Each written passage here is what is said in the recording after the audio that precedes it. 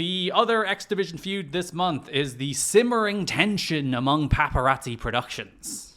What do you mean? I think they went to Wrestlers Court and everything was fine. Our boys, they're not getting along after our Austin Starr. He had a triumphant debut in the Kevin Nash X Division Gauntlet Battle Royal. Is that the most controversial man in wrestling? No, this is Austin Starr. He's a different guy. Oh, sorry. Easy to mistake. They look very similar if you look very close, but Starr and Aries. The guy he posted the photo of the tiger eating pussy? What? That's the famous Austin Aries tweet. No. Oh, come on. Don't make me read the Austin Aries tweet. You might have to read the Austin Aries tweet. I'm sorry I'm not clued into the culture as much as you are. It is, to describe it, it is a drawn image of a tiger-human hybrid with 3 eyes eating pussy from the back. Hashtag World Vegan Day. When you know she's vegan and doesn't taste like battery acid and wet pennies from eating Slim Jims and Kraft mac and cheese. Excuse me? At Austin Aries, 6:30 a.m., November 2nd, 2018. 6:30 a.m. That would be Australian time. Mm-hmm. Why? This is a very famous tweet. I can't believe I'm having to explain it. Austin Aries. He truly is the king of controversy. He is the king of controversy. You cannot deny it. Do you know what I only just got? I sent you the image, by the way. Oh, I'm not gonna have to look at it. But like, he's called Star because like Aries is a star constellation. Ah. I only just thought about it. Oh God. That's stupid. Why is it like that? Where did he find this? What do you mean? Where did Austin Aries come across this image? Probably some vegan Facebook page. Probably some vegan 4chan. Shout out Aaron Taub, who's one of the replies on this. This tweet is every bit as upsetting today as it was when it was first released. I'm going to take a look at some of the quote tweets on this Austin Aries tweet. All right, this is a brief interlude. Billy Gunn Facts tweets, Billy Gunn would never tweet this. I don't think that's true. THG does the... remember when he did the Wrestling Twitter Awards? Yes. That was the worst tweet. That's accurate. The worst tweet of the year was given to that. That makes sense. The second worst tweet of the year was Ryan Satin. Saw it. Is New Japan without women same as WWE running shows in Saudi? Number 4 is the Melissa Santos yummy penis tweet. This was 1 year, by the way. This was the year 2018. This is a goat year. I wouldn't put that in the worst section. How dare they? But yeah, what a tweet. Shout outs number 7 at Alan Cheapshot. What's wrong with smoking dick? Yes, naturally. All right. What were we talking about? Austin Starr. Oh, yes. So, Bound for Glory. Austin Starr won the X Division Gauntlet Battle Royal. Kevin Nash for Bound for Glory Gauntlet. And Shelley was jealous. Nash was all about him. He was like, look at this new hotness. And Shelley was like, I wouldn't here too. So, first impact of the month, Shelley's with Nash. And he asks if Austin Starr is better than him. Nash confirms that Johnny Devine is out of Paparazzi Productions because he refused to edit the German snuff films. You gotta applaud a man who would take a stand to go work for Raven. He's like, this I cannot abhor. I must go be Raven's subservient lackey. I must go to the morally good leadership of the Raven. I must arguably go create my own German snuff films with Raven. Live in the ring. Austin Starr comes in. Nash says Starr brought back the X Division. Nash asks Shelley to film every frame of Starr's matches. Shelley's like, why? And it's because he's the Austin Starr. Not a great reason, but we'll take it. The November 9th Impact, Petey Williams faces Austin Starr and Johnny Devine in a 3-way match. Petey and Devine are already in the ring, which doesn't bode well for them. They do reinforce that Devine has been fired from Paparazzi Production. Nash is on commentary along with Shelley.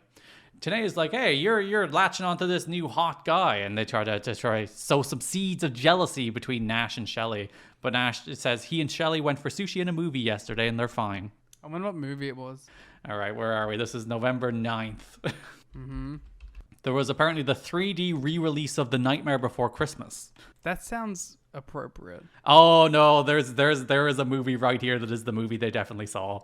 I have one as well, and I'm curious to see if it's the same one. Borat?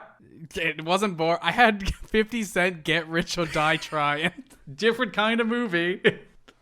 But both movies I could see Kevin Nash and Alex Shelley going to see together. I hope they did a double feature. That's a perfect double feature. Yeah. Completely unironically, that is a perfect double feature. If you were to walk into a bar and that's those two movies are the two movies that somebody says their favorite movies of all time, those would be good movies.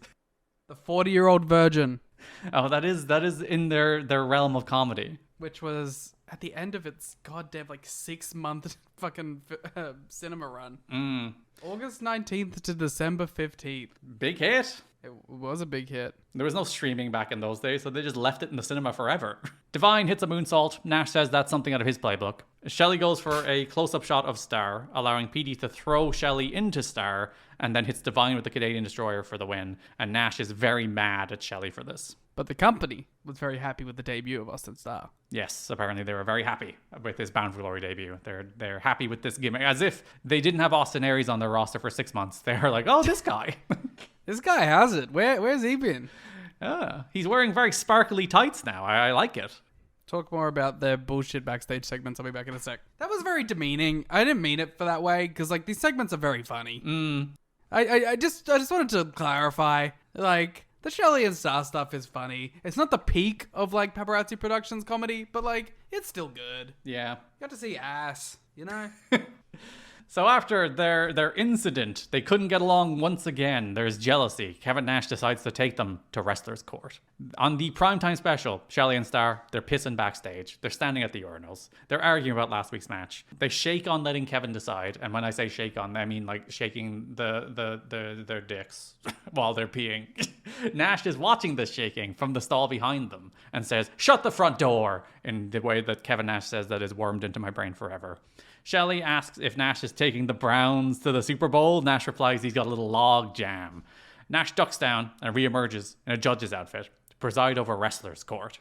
Star said Shelley cost him the match last week. Somebody is going to be found guilty tonight. And then the segment ends with the musical sting from What the Hell Are You Waiting For? What? That's the song that ends. It's an instrumental version of What the Hell Are You Waiting For, the Jay-Z and Linkin Park song. Oh, yeah, because they keep doing Linkin Park instrumentals. I don't know why. It's a different one than last time, but these Paparazzi Productions segments, they're just like, do, at the end of them. Well, that's Numb. You just did Numb. Did I? Yeah. Yeah. That's Numb. Oh, yeah, I just said the lyric from the song rather than the name of the song. Classic. Yeah, but this isn't the first time, because for some reason they did it on the pay-per-view too. They just keep adding Linkin Park knockoffs. They just need to make themselves more trendy, and they do it to be a Linkin Park. To be fair, I find a choice. Could be worse. Linkin Park would still hit today if used. You wanted it to be used for the All-In match? Yes, I wanted Heavy as the Crown.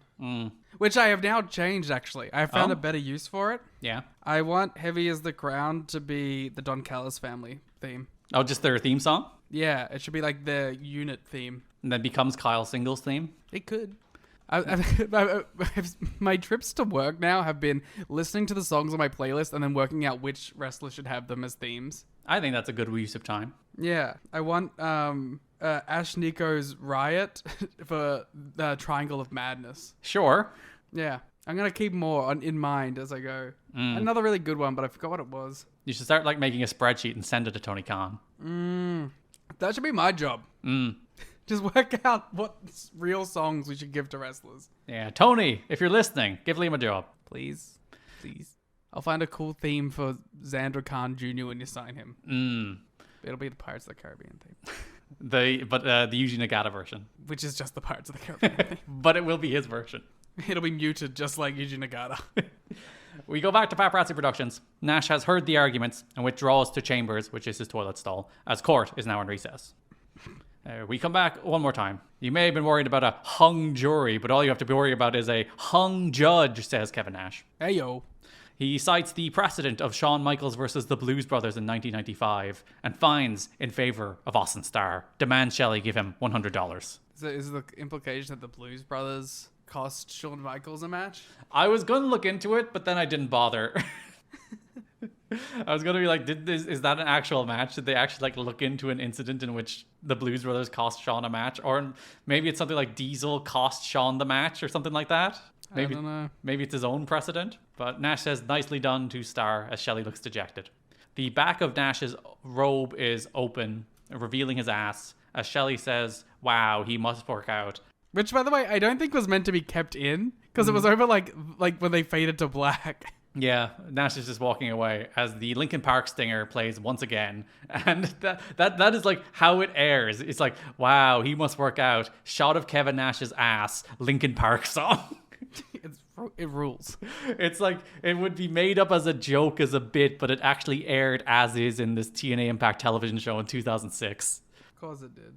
That does take us to the pay-per-view in which we have a tag team match. Lance White and Ron Killings face the tag team of Alex Shelley and Austin Starr. Before the match, Nash says he has a bad feeling about this one. They really need to win, so he needs to count on Shelley and Starr to give 90% tonight. He wants to put Restless Court behind him. Starr wants to know where his money is, and Shelley says the check is in the mail. Check your box. They put their hands in and then start grunting. Mm-hmm. And then we get a tag team match as Lance White and Ron Killings defeat Alex Shelley and Austin Starr. So they only gave 89%. And it wasn't enough. Lance White's a man who always gives at least 93.